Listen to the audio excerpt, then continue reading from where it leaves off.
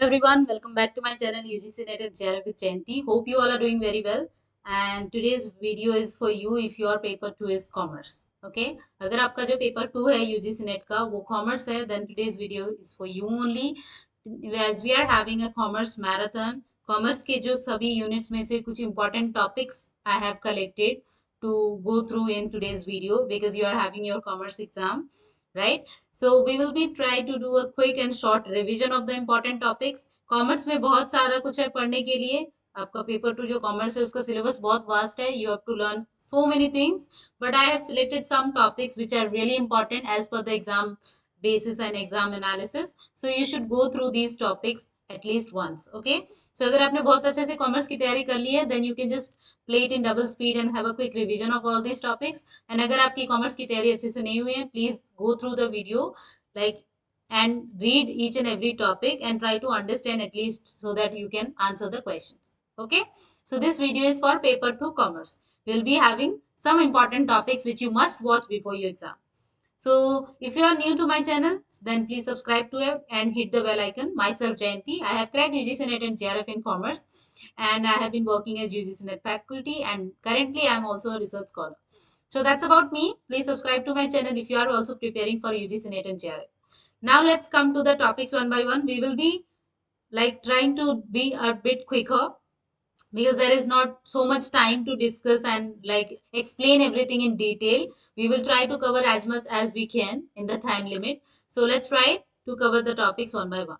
The very first topic you need to know about is the traditional and modern capital budgeting techniques. इसमें exam में question आता है कि विच of the following is traditional technique and which of the following is modern technique. So you should know कि traditional techniques में कौन से आते हैं और मॉडर्न टेक्निक्स में कौन से आते हैं. सो कैपिटल बजटिंग के जो टेक्निक्स है वो ट्रेडिशनल में आपके आएंगे पे बैक पीरियड मेथड और average rate of return method. यानी पे बैक पीरियड मेथड और ARR average rate of return method ये हमारा ट्रेडिशनल मेथड है. You need to remember. Modern method में आ जाएगा NPV net present value, internal rate of return IRR, modified internal rate of return modify IRR and profitability index. So ये आपका modern techniques है capital budgeting का. So capital budgeting का traditional technique कौन सा है और मॉडर्न टेक्निक कौन सा है, that you need to revise. So थोड़ा सा इसके बारे में पढ़ लेते हैं. पे बैक पीरियड का आपका फॉर्मूला क्या है. कभी कभी इसका फॉर्मूला क्वेश्चन में पूछा गया है एग्जाम में, इसलिए मैंने यहाँ दे दिया है. Initial investment divided by cash flow per year. Initial investment कितना था और उसके बाद कैश फ्लो पर ईयर कितना है, उससे हम उसको डिवाइड कर देते हैं. ARR average rate of return का मेथड क्या है, average annual profit divided by initial investment then multiplied by 100. तो ये इसका फॉर्मूला है जो कभी कभी एग्जाम में पूछा गया है. NPV क्या है, cash flow divided by 1 plus I to the power T minus initial investment. Formula आपको भले ही याद ना करना हो, कभी कभार पूछ भी देता है, बट आप एक बार इसके बारे में पढ़ लें जरूर. सो आई क्या है, इसमें डिस्काउंट रेट है, तो इसका फॉर्मूला क्या है, cash flow and then it is divided by 1 plus I is the discount rate to the power of t. T is the number of time periods, यानी कितनी बार वो जो कितनी बार है वो रेट ऑफ रिटर्न आ रहा है, तो वो आपका टाइम्स है. इंटरनल रेट ऑफ रिटर्न क्या है, IRR. ये पूछा जाता है एग्जाम में कि ये क्या है, तो ये एक डिस्काउंट रेट है जब NPV जो है वो जीरो होता है. IRR is the discount rate where your NPV net present value becomes zero. Okay, so you need to revise it. And IRR is the discount rate at which net present value becomes zero. Alternatively MIRR जो है, जो modified internal rate of return है, वो defined होता है एक ऐसा rate of return जहां एनपीवी जो है वो इक्वल होता है इनिशियल इन्वेस्टमेंट का. तो जो आईआरआर है और मॉडिफाइड आईआरआर में उसमें क्या डिफरेंस है, IRR internal rate of return where NPV is zero, modified IRR के according NPV should be equal, net present value should be equal to your initial investment. तो दोनों में थोड़ा सा जो डिफरेंस है वो आपको याद रखना है. Maybe you can get it as assertion reason और statement based question. Profitability index क्या है, profitability index measures the ratio between present value of future cash flows and the initial investment. ये आपका रेशियो है. Exam में question आता है profitability index is the ratio of, so it is the ratio of present value of future cash flows and the initial investment. So this about capital like budgeting techniques. You need to revise. अगर आपने पढ़ा है तो फिर से revise कर लीजिए quickly. Coming to the next slide, summary of investment decision rule. तो जो आपका डिसीजन क्राइटेरिया है वो एनपीवी के अकॉर्डिंग, आईआरआर के अकॉर्डिंग और पीआई के अकॉर्डिंग एग्जाम में बहुत बार ऑब्जेक्टिव क्वेश्चन में आपका पूछा गया है कि कौन सा सिचुएशन में हम रिजेक्ट करेंगे और कौन सा सिचुएशन में हम उसको एक्सेप्ट करेंगे। सो अगर NPV is greater than zero, NPV जो है वो ग्रेटर जीरो से बड़ा होगा तो उसको एक्सेप्ट करेंगे। लेकिन अगर एनपीवी जीरो से छोटा होगा, NPV net present value is less than zero, then we will reject that decision. अगर एनपीवी जीरो के बराबर होगा तो भी हम उसको एक्सेप्ट कर सकते हैं। Okay, we may accept. IRR क्या है? अगर आईआरआर आर से बड़ा है तो आपका एक्सेप्ट हो जाएगा, आईआरआर आर से छोटा है तो वो आपका रिजेक्ट हो जाएगा, और आईआरआर आर के बराबर है तो वो आपका एक्सेप्ट हो जाएगा। ओके, तो इंटरनल रेट ऑफ रिटर्न का भी आपको बड़ा छोटा वाला साइन से मैच करना है। पीआई प्रॉफिटेबिलिटी इंडेक्स, अगर 1 से बड़ा है, greater than 1 then it is accepted, if it is less than 1 then it is rejected, अगर इक्वल टू 1 है तो भी it may be accepted. Okay, तो ये आपको डिसीजन क्राइटेरिया याद करना है। Then there are 3 words which are frequently asked in your exam: price skimming, penetration pricing and premium pricing. Price skimming एक ऐसा वर्ड है जब जो कंपनी होती है वो इनिशियली हायर प्राइस सेट करती है, यानी स्टार्टिंग में वो गुड्स का जो प्राइस है वो हाई रख देती है, ज्यादा रख देती है, and then lowers it as demand decreases. पहले पहले वो हाई प्राइस में बेचती है सामान को एंड उसके बाद उसका प्राइस घटा देती है। Penetration pricing is just opposite, इसमें हम मार्केट में आने के लिए, मार्केट में अपनी जगह बनाने के लिए इनिशियली प्राइस कम रखते हैं, लो रखते हैं, और बाद में जब हमारा मार्केट सेटअप अच्छा से हो जाता है, नाम बन जाता है, तब हम प्राइसेस को इंक्रीज कर देते हैं। तो ये price skimming and penetration pricing are just opposite strategies. Okay, premium pricing क्या है? Premium pricing mean setting high price for high quality products. इसमें भी हम हाई प्राइस सेट करते हैं लेकिन हाई क्वालिटी प्रोडक्ट्स के लिए। बहुत बार हम कंफ्यूज हो जाते हैं कि प्रीमियम प्राइसिंग और प्राइस स्कीमिंग में फिर क्या डिफरेंस है। दोनों में प्राइस हाई ही सेट करते हैं, लेकिन जो initially setting a high price for a new low quality product and then reducing is, that is your price skimming. यहाँ पे ये प्राइस स्कीमिंग है। स्कीमिंग क्या है? प्राइस स्कीमिंग में हम जो लो क्वालिटी प्रोडक्ट है उसका भी दाम हम स्टार्टिंग में बढ़ा देते हैं, उसके बाद भले ही उसको कम करते हैं। तो ये आपका प्राइस स्कीमिंग हो गया। तो इसके बारे में थोड़ा सा आप जान लीजिए। Coming to the next, we need to be a bit quicker so that we can do as much as possible. Consumer protection act से क्वेश्चन आता है। Consumer protection act 1986 and consumer protection act 2019, दोनों में जो main differences हैं वो आपको याद रखना है। कंज्यूमर प्रोटेक्शन एक्ट के बारे में आपको पढ़ना है अच्छे से। तो लेट्स क्विकली रिवाइज इट। क्या है उसमें? इसमें no separate regulator was there for 1986, but according to the new protection act which is 2019, central consumer protection authority CCPA to be form. इसमें एक रेगुलेटर है। इसमें complaint could be filed in a consumer court where the seller's office is located. इसमें हम complaint कहाँ दर्ज कर सकते थे? जहां जो सेलर है उसका ऑफिस है, जहां से हमने सामान खरीदा है, वहां पे हमें कंप्लेंट फाइल करना पड़ता था। लेकिन जो न्यू एक्ट बना है 2019 में, उसमें complaint can be filed in a consumer court where the complaint resides और वर्क्स। जहां भी कंप्लेंट उठता है, जहां पे कंप्लेंट उठता है उसी सिटी में हम उसको कंप्लेंट फाइल कर सकते हैं, rather than going to the seller's office located. Okay, अगर आपने अहमदाबाद से कोई चीज खरीदी है तो गुजरात में भी आप उसका, अगर आपने अहमदाबाद से कोई चीज खरीदी है तो दिल्ली में भी आप उसका कंप्लेंट दर्ज कर सकते हैं। ओके, तो पहले वो रूल नहीं था। No provision consumer could approach a civil court but not consumer court. इसमें consumer could approach a civil court but not consumer court, and new में consumer can seek compensation for harm caused by a product और service. पहले compensation की सुविधा नहीं थी consumer के लिए, और अभी कंपनसेशन की सुविधा हो गई है। प्रोडक्ट लाइबिलिटी हो गई है। पहले आपका जो फाइन था वो क्या था? डिस्ट्रिक्ट में अप टू 20 लाख, स्टेट में 20 lakh to 1 crore, national level पे अबव 1 करोड़। न्यू जो पिक्यूनरी ज्यूरिसडिक्शन है आपका बदल गया है, वो क्या है? डिस्ट्रिक्ट में अप टू 1 करोड़, स्टेट में 1 to 10 करोड़, नेशनल में 10 करोड़ से ज्यादा। तो ये डिफरेंस याद रखना है। Then for e commerce there was no provision of e commerce in the old act, but in the new act all rules of direct selling extended to e commerce. E commerce को अच्छे से indulge किया गया है। No legal provision were there for mediation, court can refer statement through mediation, मतलब middle man के through भी हम सॉल्व कर सकते हैं अकॉर्डिंग टू न्यू एक्ट। तो ये दोनों का आप एक बार अच्छे से रिवाइज कर लीजिए। कमिंग टू द नेक्स्ट, फेरा एंड फेमा, बहुत बार क्वेश्चन एग्जाम में इससे आता है। फेरा क्या है? Foreign exchange regulation act. FEMA क्या है? Foreign exchange management act. First of all इसका ईयर अच्छे से याद कर लीजिए, you should not forget the year for sure. 1973 फेरा, 1999 फेमा। दोनों में थोड़ा सा जो डिफरेंस है वो देख लेते हैं फटाफट से। इसका ओरिजिन था 1973, इसका ओरिजिन था 1999। इसका क्या है, वायलेशन नॉन कंपाउंडेबल है और इसका कंपाउंडेबल है। ये सारे वर्ड्स अगर आपको एग्जाम में मिलते हैं, you have to relate it. जो फेरा है उसमें इम्प्रिजनमेंट था और इसमें मॉनिटरी पेनल्टी है, इसमें पैसा लगेगा। जो फेमा है 1999 में बना है, उसमें आपको फाइन लगेगा, पैसा। पहले इम्प्रिजनमेंट यानी जेल होता था बस। इसका अप्रोच क्या था, क्वाइट रेस्ट्रिक्टिव एंड कंजर्वेटिव। और जो फेमा है वो हमारी थोड़ी फ्लेक्सिबल है।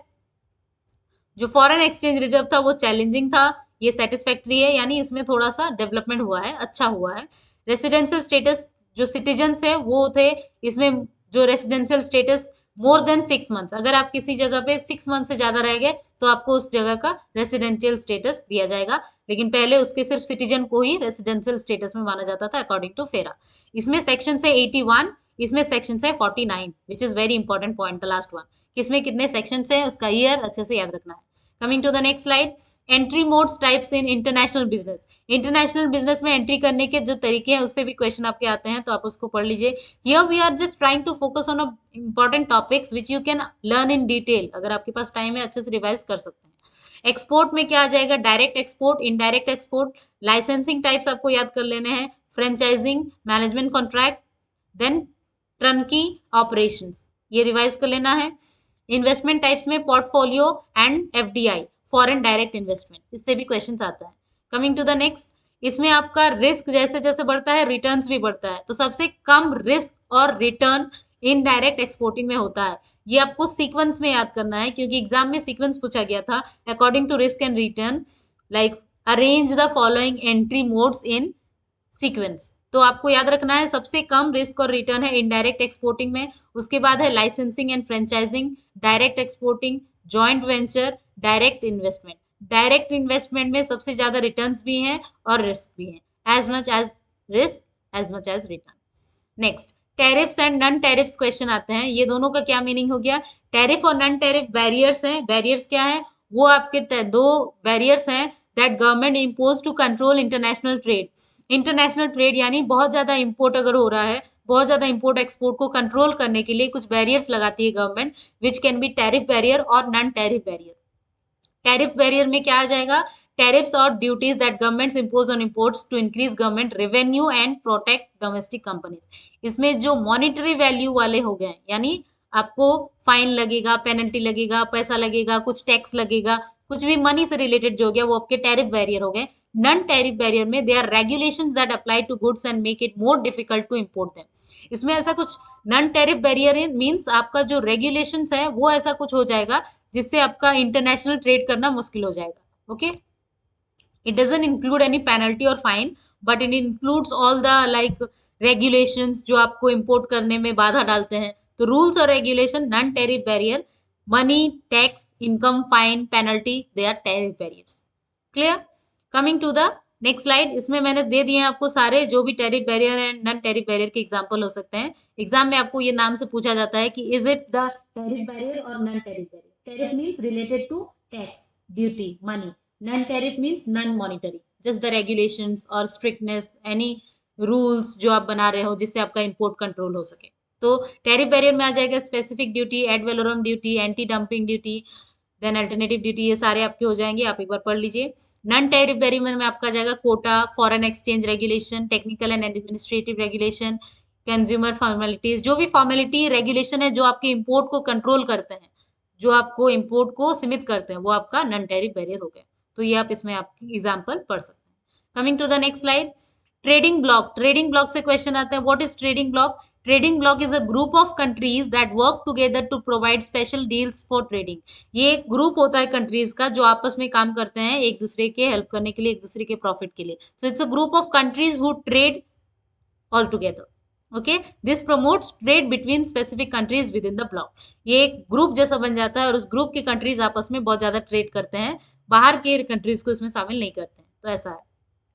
मेजर ट्रेड ब्लॉक्स जो है आपका ईयू है, यूरोपियन यूनियन, नाफ्टा है, north American free trade agreement. Full form तो बिल्कुल याद होना चाहिए, उसका एस्टेब्लिशमेंट ईयर भी याद होना चाहिए, और उससे ज्यादा अगर आप डिटेल में पढ़ जाए तो बहुत अच्छी बात है।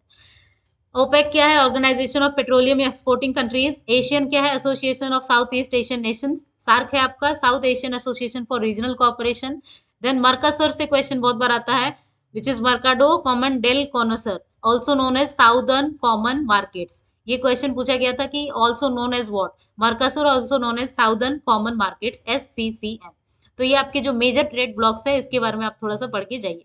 थोड़ा सा मैंने यहाँ नेक्स्ट स्लाइड में दिया है, तो आप उससे भी रिवाइज कर सकते हैं। यूरोपियन यूनियन क्या है? वो international organisation comprising 27 European countries. इसमें 27 यूरोपियन कंट्रीज पार्टिसिपेटेड हैं, and it governs common economic, social and security policies, and established 9 November 1 1993। ये कब स्टैब्लिश हुआ? 1993। यूरोपियन यूनियन ईयर, उसमें कितनी कंट्रीज हैं, उसका फुल फॉर्म बहुत अच्छे से जरूर याद होना चाहिए। So 1993 European Union. North American free trade agreement, NAFTA क्या है? वो आपका स्टेब्लिश हुआ, come into force on January 1 1994। Very important part to remember, उसका फुल फॉर्म याद रखना है। And this is the like agreement between Canada, Mexico and United States. ये 3 कंट्रीज आपके इसमें शामिल है, आपको याद रखना है 3 countries, Canada, Mexico, United States are the parts of NAFTA. Clear? Then OPEC आपका आता है। ओपेक क्या है? It is organisation of the petroleum exporting countries, petroleum वाला है। This is permanent inter governmental organisation created by Baghdad conference. कौन सा conference में ये क्रिएट हुआ था, ये एक बार याद कर लीजिएगा, डीप क्वेश्चन भी पूछता है। So it was Baghdad conference on September 10 to 14 1960। Again very important part, 1960 by Iran, Iraq, Kuwait, Saudi Arabia, Venezuela. ये सारी कंट्रीज ओपेक का पार्ट्स हैं, जिससे वो स्टार्ट हुआ था। एशियन क्या है? ये क्या है? Association of south east Asian Nations. ये भी आपका एक इंपॉर्टेंट ऑर्गेनाइजेशन, ट्रेड ब्लॉक है, जिसमें आपका 10 कंट्रीज आती हैं साउथ ईस्ट एशिया की। इसमें कंट्रीज के नाम भी पूछता है, but due to the time limit I have not included everything in detail. You can learn it in detail if you have time. आप एक बार इसमें के बारे में अच्छे से पढ़ सकते हो। इसमें बस हम पता कर रहे हैं कि कौन से टॉपिक्स आपको पता होने चाहिए फॉर श्योर। ओके, जो सार्क है उसका फुल फॉर्म याद होना चाहिए, south Asian association for regional cooperation. Establish हुआ था 8 दिसंबर 1985 को। Very important point two remember. आपका जो एशियन है वो स्टैब्लिश हुआ था 1967 में। Very important to remember. और सार्क के कंट्रीज आपको याद रखने हैं, अफगानिस्तान, बांग्लादेश, भूटान, इंडिया, मालदीव्स, नेपाल, पाकिस्तान, श्रीलंका। तो इन सारे के कंट्रीज अगर आप याद कर लें तो बहुत और भी अच्छी बात है। Coming to the next slide, Mercosur क्या है? वो फॉर्म हुआ था 1991 में। Argentina, Bolivia, Brazil, Paraguay and Uruguay. जो मर्कासुर है इसके बारे में क्वेश्चन पूछता है। इसमें 6 कंट्रीज थे इनिशियली, 6 कंट्रीज वो देयर, लेकिन जो वेनेजुएला है वो आपका अभी पार्ट नहीं है। It has been suspended since December 1 2016। इसको सस्पेंड कर दिया गया है। तो अभी सिर्फ 5 कंट्रीज हैं, Argentina, Bolivia, Brazil, Paraguay, Uruguay. Okay, you have to remember. Types of trade blocks क्या है? ये टाइप्स ऑफ ट्रेड ब्लॉक से आपका क्वेश्चन आता है कि इनको आपको सीक्वेंस में अरेंज करना है, छोटा से बड़ा। ओके, यानी लिमिटेड से नैरो से ब्रॉड आपको सीक्वेंस लगाना है। तो सबसे पहले आता है प्रेफरेंशियल ट्रेड एरिया, जो कि लोअर होता है, not eliminate barriers among members. Free trade area उसके बाद आता है, जो एलिमिनेट करता है इंटरनल बैरियर को, लेकिन इसके बाद भी एक्सटर्नल बैरियर्स इसमें रहते हैं। फिर आता है custom union, which eliminate internal barriers, agree on common external barrier. External barrier होते हैं लेकिन कुछ कॉमन होते हैं जिसमें एग्रीमेंट होता है। Common market, eliminate internal barriers, adopt common and external barriers, allow free movement of resources. Free movement of resources यानी लेबर और मैनेजमेंट का भी आदान प्रदान होता है। इकोनॉमिक यूनियन क्या हो गया? Eliminate internal barriers, adopt common external barrier, free movement, इसके साथ uniform set of economic policies. Economic policies भी एक जैसी हो जाती हैं ट्रेडिंग कंट्रीज में। तो ये एक एक लेवल बढ़ता जाता है जैसे जैसे हम ऊपर जाते जाएंगे। फिर फुल इंटीग्रेशन, यानी सब कुछ इधर उधर हो सकता है, सब कुछ आदान प्रदान हो सकता है, जो फुल ट्रेडिंग आपको छूट दी जाती है कंट्रीज में, that is your United States for example. So it goes up from preferential trade area, PTA, free trade area, FTA, custom union, common market, economic union. Sequence में याद रखना है। Okay, coming to the next slide, the world bank. World bank के बारे में question बहुत common है। सबसे पहले ये स्टेब्लिश कब हुआ था? 1944 में स्टेब्लिश हुआ था, ब्रेटन वुड्स में। याद रखना है इसमें कौन कौन से इसके मेंबर है वर्ल्ड बैंक ग्रुप में, वो बहुत अच्छे से याद रखना है विथ फुल फॉर्म, उसका पूरा नाम और कौन कौन सा इसका ग्रुप में शामिल है। वर्ल्ड बैंक ग्रुप में आपका शामिल है IBRD, international bank for reconstruction, IDA, international development association, IFC, international finance corporation, MIGA, multilateral investment guarantee agency, ICSID, international centre for settlement of investment disputes. Full form याद रखना है और कौन सा इसका मेंबर है, 5 वो याद रखना है। बहुत बार एग्जाम में पूछता है which of the following is not the part of world bank group, तो पांचों का फुल फॉर्म नाम अच्छे से याद रखना है एंड इसका establishment year. Coming to the next slide, TRIMS और ट्रिप्स। ट्रिम्स और ट्रिप्स के बारे में एग्जाम में क्वेश्चन आता है, तो आप इसके बारे में थोड़ा सा यहाँ पे जान लीजिए। ट्रिम्स क्या है? Agreement on trade related investment measures. Trade related investment measures full form. TRIMS refers to certain conditions or restrictions imposed by a government in respect of foreign investment. जो भी फॉरेन इन्वेस्टमेंट होती है उससे related जो भी restriction लगाती है सरकार, वो आपका ट्रेड रिलेटेड इन्वेस्टमेंट मेजर हो गया, ट्रिम हो गया। The agreement of TRIMS provide no contracting party shall apply any TRIM which is inconsistent with the WTO article. So ये आपका इन्वेस्टमेंट से रिलेटेड रेस्ट्रिक्शंस लगाती है। देन ट्रिप्स क्या है? Agreement on trade related aspects of intellectual property rights. Full form याद रखना है, trade related aspects of intellectual property rights. ये आपका क्या है? ये आपके कॉपी राइट्स यानी इंटेलेक्चुअल प्रॉपर्टी राइट्स को सिक्योर करता है, इसके बारे में पढ़ना है। Capital structure theory is very important part of commerce, जिसका लिंक मैंने डिस्क्रिप्शन में दिया है, क्योंकि इसका वीडियो हम पहले ही बना चुके हैं। आपने अगर देख लिया बहुत अच्छी बात है, नहीं देखा है तो आप एक बार देख लीजिए। Coming to the next slide, dividend theories के बारे में क्वेश्चन पूछ सकता है, कौन सा रिलेवेंट है और कौन सा इररिलेवेंट है। इररिलेवेंट है आपका residual dividend policy and Modigliani Miller approach, irrelevant है। और रिलेवेंट आपका थ्योरी है Walter's model, Gordon's model. Relevant means जो भी आपका डिविडेंड है वो आपको यानी इफेक्ट करता है जो फॉर्म्स की कॉस्ट और कैपिटल है और बाकी सारी चीजों को, तो ये आपका रिलेवेंट है। और इररिलेवेंट आपका रीसाइडल डिविडेंड पॉलिसी और मोदी गिलानी मिलर अप्रोच आपका इररिलेवेंट है। तो आपको रिलेवेंट और इररिलेवेंट अच्छे से याद रखना है। Okay, now sampling. और एक बात इसमें क्वेश्चन आता है which theory is also known as birds in hand theory. तो जो आपका गॉर्डन मॉडल है that is known as birds in hand theory. Okay, coming to the sampling technique. Sampling technique से क्वेश्चन अगर आए तो आपको अच्छे से पढ़ लेना है। सैम्पलिंग टेक्निक से आपको क्वेश्चन कैसे आ सकता है? सैम्पलिंग टेक्निक से आपको क्वेश्चन आ सकता है probability sampling, simple random sampling, systematic sampling, stratified sampling और क्लस्टर सैम्पलिंग। और आपका नॉन प्रोबेबिलिटी सैम्पलिंग आ जाएगा convenience sampling, quota sampling, purpose sampling, snowball sampling. Okay, sampling के बारे में भी अच्छे से याद कर लेना है कि कौन सा प्रोबेबिलिटी होगा और कौन सा नॉन प्रोबेबिलिटी होगा। Coming to the next slide, standard error के बारे में याद करना है। स्टैंडर्ड एरर का एक बार फॉर्मूला पढ़ लीजिए, क्योंकि स्टैंडर्ड एरर का फॉर्मूला बहुत बार आपसे पूछता है। ओके, स्टैंडर्ड एरर का फॉर्मूला हमसे बहुत बार पूछता है, तो हमको याद करके जाना है। Standard deviation divided by square root of N. Square root of N means number of samples. Okay, clear? समझ में आ गया आपको? Now so this is your standard error का फॉर्मूला जो आपको याद करना है अच्छे से। एंड देन आपका हाइपोथेसिस जो एरर है, नल हाइपोथेसिस जो एक्सेप्ट या रिजेक्ट होता है उसका जो एरर है, वो भी आपको याद रखना है कि अगर नल हाइपोथेसिस ट्रू है और उसको हम एक्सेप्ट करते हैं तो वो आपका करेक्ट डिसीजन है। लेकिन अगर आपका नल हाइपोथेसिस है और उसको रिजेक्ट कर देते हैं तो वो हमारा टाइप 1 एरर है। ओके, सो सी, नल हाइपोथेसिस अगर ट्रू है और उसको रिजेक्ट कर दें तो वो आपका टाइप 1 एरर है। नल हाइपोथेसिस फॉल्स है, आप उसको एक्सेप्ट कर लें तो वो आपका टाइप 2 एरर है। तो type 1 error, type 2 error exam में पूछता है। और अगर आपने नल हाइपोथेसिस फॉल्स है और रिजेक्ट कर दिया, that is your correct outcome. Null hypothesis true है, एक्सेप्ट कर लिया, that is your correct outcome. Okay, तो आपको याद कर लेना है एक बार। Coming to the next slide where I have given some more important points. IRDA के बारे में एग्जाम में बहुत बार पूछता है, तो फुल फॉर्म याद रखना है insurance regulatory and development authority. ये एक स्टैट्यूटरी बॉडी है, स्टैट्यूटरी नॉन स्टैट्यूटरी बॉडी के बारे में भी क्वेश्चन आता है। It regulates and supervises India's insurance industry. The RDA was established in by RDA act of 1999। Year याद रखना है। Okay, you have to remember the year 1999। IRDA।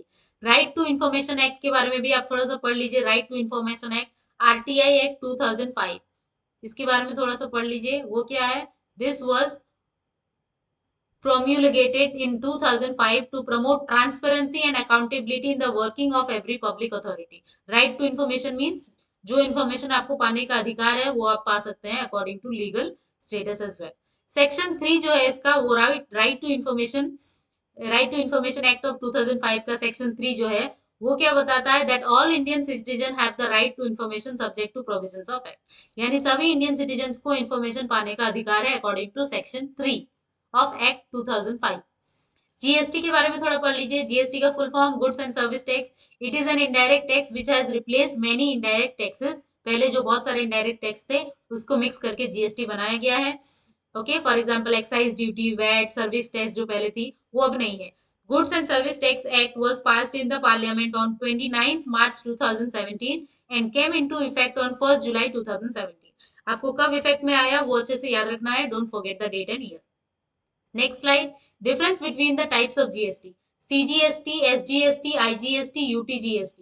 इसमें आपको डिफरेंस याद रखना है। CGST सेंट्रल गवर्नमेंट जो है उसका जुरिस्डिक्शन है। एप्लीकेबल किसमें होता है? इंट्रा स्टेट ट्रांजेक्शन में एप्लीकेबल होता है।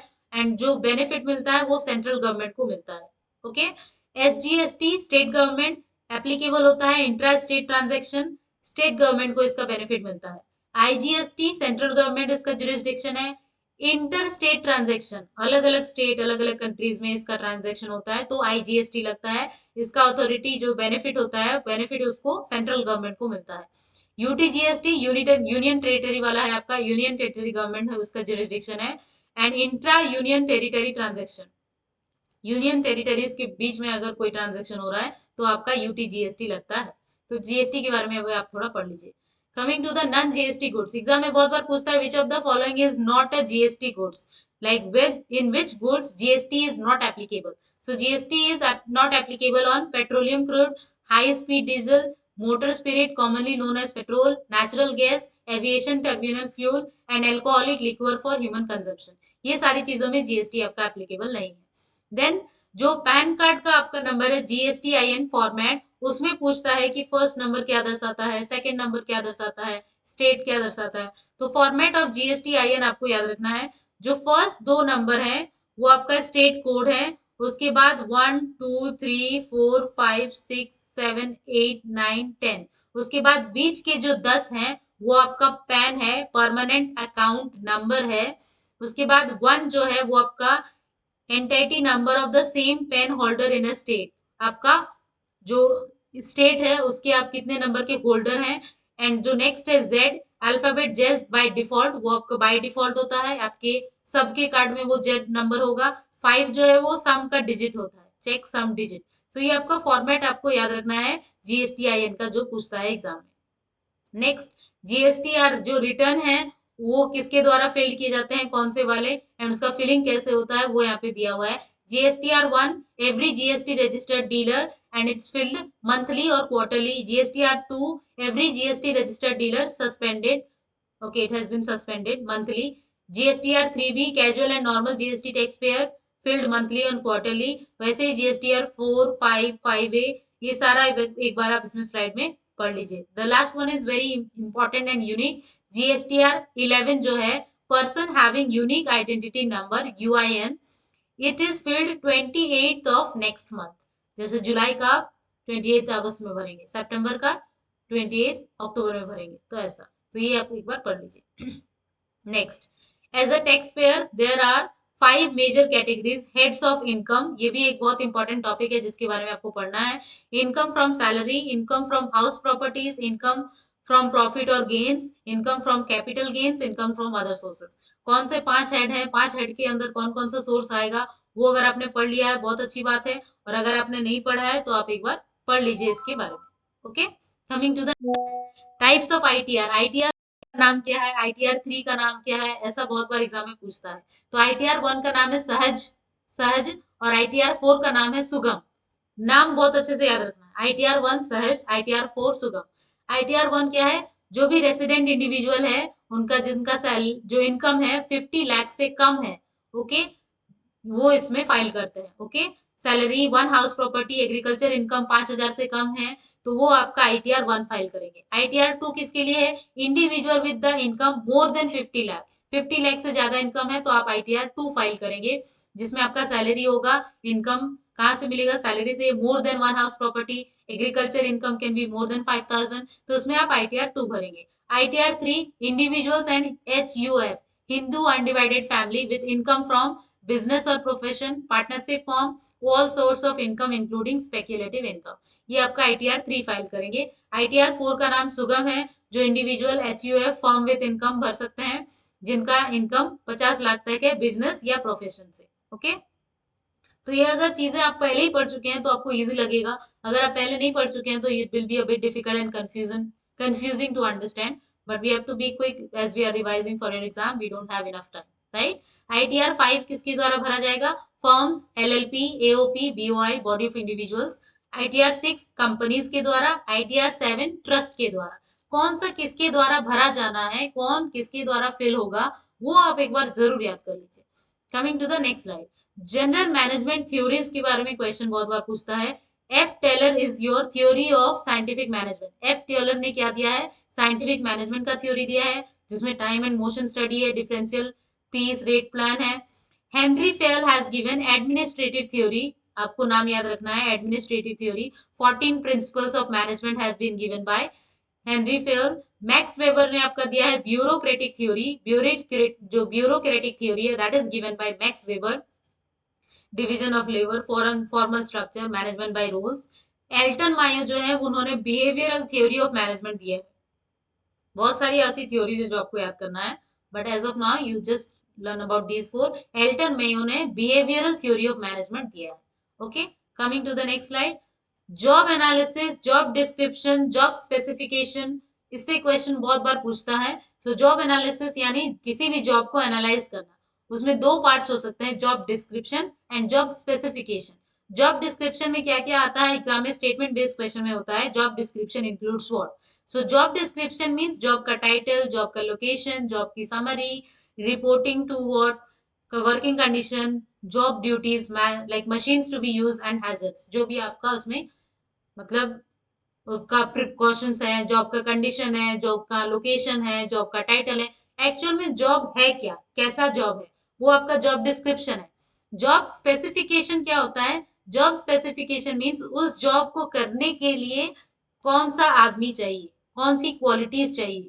सो qualifications, experience, training, skills, responsibilities, emotional characteristics, sensory demands, everything required to fulfill that job requirement. That is your job specification. Job analysis means everything regarding the job, job के बारे में सब कुछ. Job specification means उस job को करने के लिए क्या क्या क्वालिटीज चाहिए, वो आपका जॉब स्पेसिफिकेशन. तो आपको इसके बारे में भी पढ़ना है. So that's it for today. Here we have discussed some very important topics of commerce. Commerce का सिलेबस बहुत वास्ट है, इसमें बहुत कुछ है पढ़ने के लिए.